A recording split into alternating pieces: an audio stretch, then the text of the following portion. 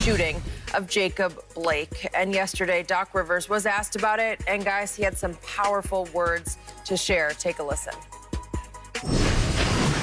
It's amazing to me why we keep loving this country and this country does not love us back.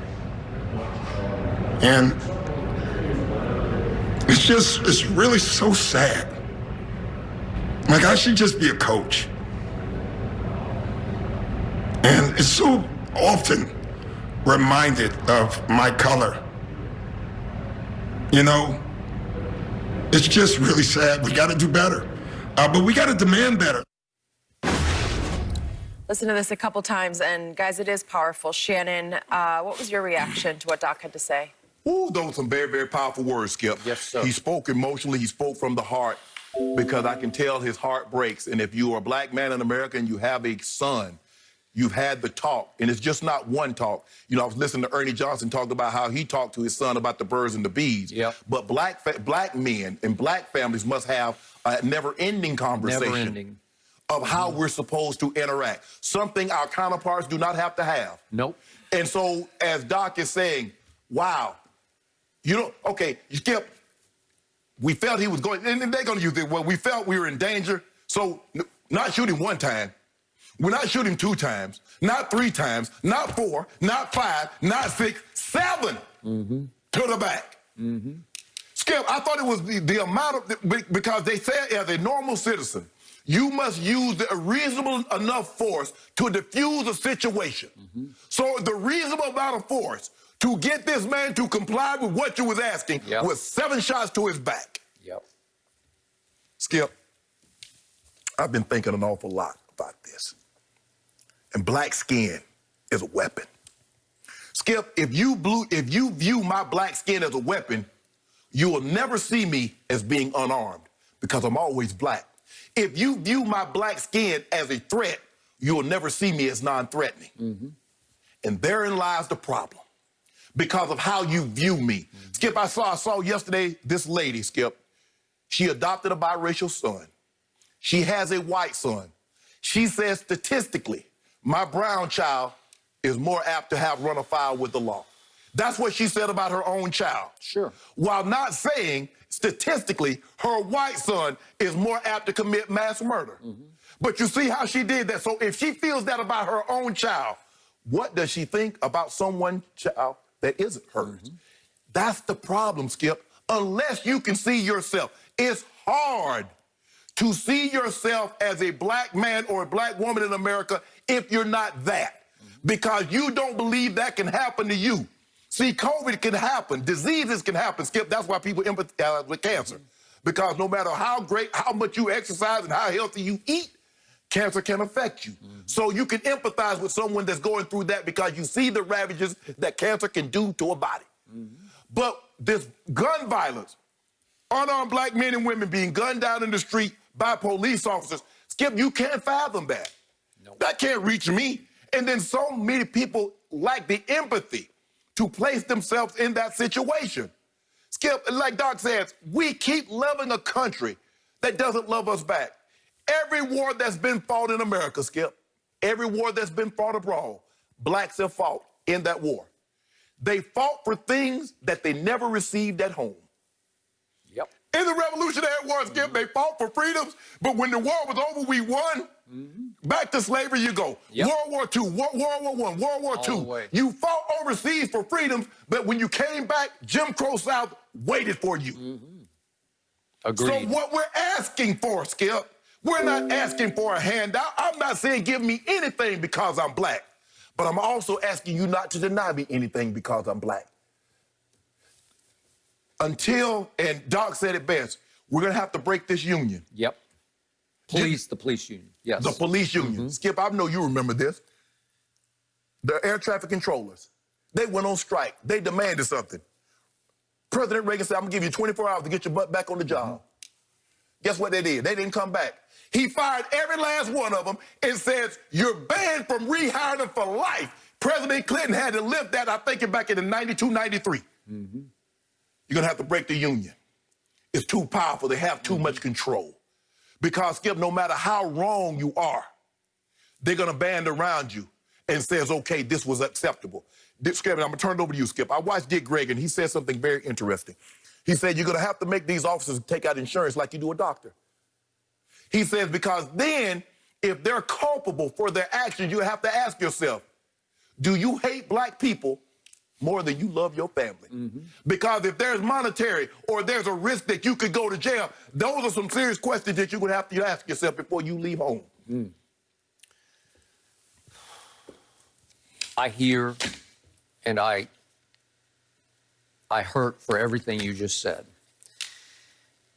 And let me say about Doc Rivers, for whom I have the highest regard as a coach and a human. We've had him here on the show. He's just in the highest echelon of anybody I've ever been around. He is. On and off the court. Yep. It's one thing when I hear LeBron speak out or CP3 speak out as the leaders of this sport, and it's great and it's powerful, but it's not as powerful as that. This is a longtime decorated head coach in this league, a black man from the west side of Chicago, whose father was a cop. They were in Maywood, which is a majority black township on the west side of Chicago.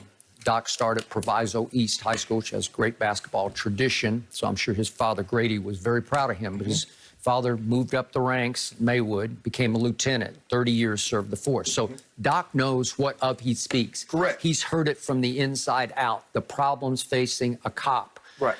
Out in the street. He knows it from his father, Grady. He gets it and feels it in ways I don't think many people can through the eyes of a cop. Obviously a black cop in mostly a black neighborhood, but still.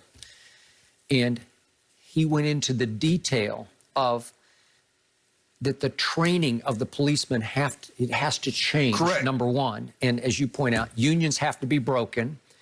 My dad was a cop, and he said, I believe in good cops. Who doesn't believe in good cops? This nation is propped up by good cops. We're able to stay afloat because of good cops. But the bad apples, to me, are still in place. So as horrified as I was by the Jacob Blake, where it happened again while they're all down in the bubble talking about this, campaigning about this, I first thought, how could it happen again after all we've been through? The bad apples are still in place. Correct. And I don't know what was in those officers' hearts, but it was nothing great. It was nothing right. It was... There's a better way to have handled that situation. Obviously, there's a better way than to shoot the man in the back 7 times because he's running to his driver's side door. 5 officers, and I think if I'm not correct, it might have been more, on the scene, can't subdue one man. One man. And then when they can't, and he runs for the driver's side door, and they can see he's got his kids in the car, right? The only way to stop him is to shoot him in the back. I mean, we could go on for hours about this. There's a stun gun. There's you could use your baton. You could do a lot of things to subdue him. Just tackle the man. You could just tackle him. You could do a lot of things. But Skip, I mean, it doesn't really take much to become a police officer. And then like Doc said, the training of how they treat people. Skip, I've read and I saw this. There was a man in Florida. He killed his parents. He stabbed the other guy that had called the police. He's eating one of the guy's face. The female officer arrives on the scene. She tases him. She can't subdue him. They wait 12 minutes. They take him alive. He killed 2 people, stabbed another. She tased him. She waits 12 minutes. Almost think about that. 12 minutes. She waits 12 minutes for backup to arrive. The guy kneeled on George Floyd's neck for 8 minutes and 46 seconds. You see how they handle us as opposed to how they handle them. That's all I'm asking. Jillian Ruth, how you go into a church, kill 9 people, escape? The call goes out, he's armed and well, obviously he's armed. Skip, hell, he just killed 9 people in the church. You catch him, bring him back, and stop him off to get a meal because he's hungry. Homes in Colorado, the movie theater. Skip, I used to go to the movie theater. Skip, I could walk to the movie theater. I live that close to it. He kills 12. They bring him in so peacefully. All right. 2 quick episodes I've had with police over the last few years, just to give you white versus black perspective. Okay, the first one happened 6 months ago, just before the pandemic hit. I just got in a new car. It has 755 horsepower. And after a show, I was going out to hit some golf balls, and I was at a leisurely pace. I wasn't trying to speed at all. I wasn't even thinking about speeding, but I was on Olympic Boulevard, which you know very well. I do. And it's how many lanes across? Like 8 lanes, right? And there was little to no traffic. And I came up over a rise, and I wasn't even thinking about pushing down the accelerator. And there's a motorcycle cop with his gun up, and I am busted. And he just, he didn't even have to wave me over. I just pulled over because I you know you got your dead to rights. I am dead to rights. And I told him that. When he walked up, white cop to white guy, obviously, he comes up to the driver's side. You in a hurry? Nope, I'm not in a hurry. You got me. And I just gave myself up. Just write it up. You know, I didn't tell him that, but I figured he'd just write me up. He said I was going 55, and it's 35 miles an hour, which I didn't even know Olympic was 35. Okay, I did, as Shaq said last night, I did all the right things that he teaches his, obviously, black sons. You have to comply. I complied. I complied because he got me. You know, like I couldn't even argue. I had nothing, not a leg to stand on. And guess what he did? I don't think he knew who I was, quote unquote. I don't think he didn't indicate that at all. He just wrote me a warning and sent me on my way. If I'd been, I've been thinking about this a lot lately. If I'd been black, do you think I would have gotten a warning? I don't know, but I doubt it. I doubt it too. Okay. Skip, there was a guy in Valdosta.